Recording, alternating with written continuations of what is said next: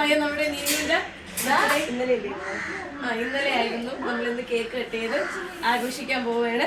എല്ലാ സർവ്വ ഐശ്വര്യങ്ങളും പിന്നെ എന്തെങ്കിലും ഡയലോഗുണ്ടല്ലോ 60ാം പിറന്നാൾ ആഘോഷിക്കുന്ന നമ്മുടെ നീനുവിന് നമുക്ക് നല്ലൊരു വിശ്വാസം കൊടുക്കാം. കൊടുത്തോ.